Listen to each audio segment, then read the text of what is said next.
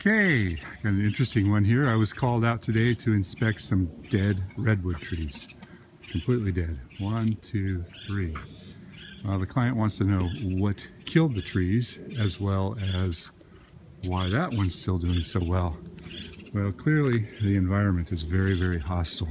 It's a hillside, the soil has not been improved, there's no berm to catch the water, the irrigation system is inadequate.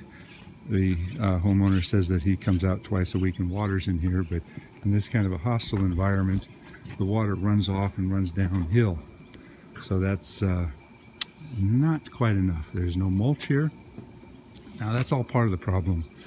During this drought, a lot of our trees are succumbing to not only lack of water, but the diseases and problems that will attack the trees because they're in stress. They're in an extreme stress situation.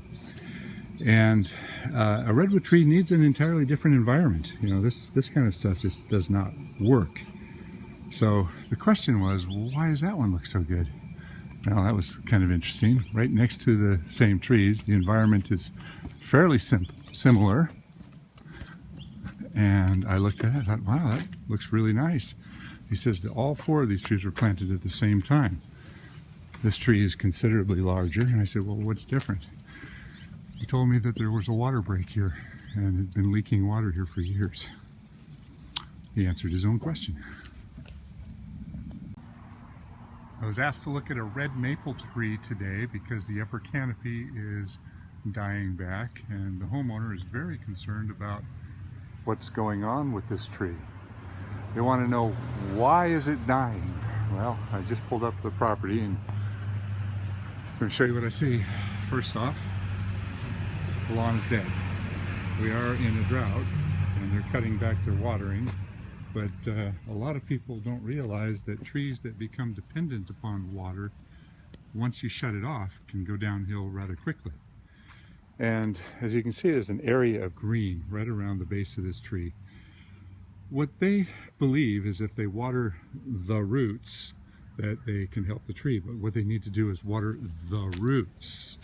This is where the tree absorption takes place, the water absorption. This is where the important small hair roots and the absorbing roots take place. Near the trunk of the tree, very little water absorption takes place because that's the support roots. Those are like the big limbs of the root system. All the water uptake is out here. Second off, they've got a construction project going on, and clearly there's a lot of problems here.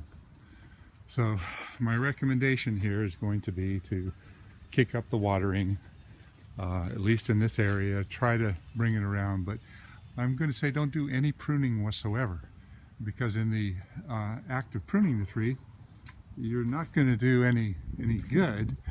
You're not going to help the tree out. Taking the dead branches out doesn't improve the health. And what it needs is to resurrect itself, if at all possible. And there's a lot of little bits of growth all the way through the top of the tree, and some of the tissue may still be good, may be dying, but at this point, trying to fix it by pruning is a huge mistake.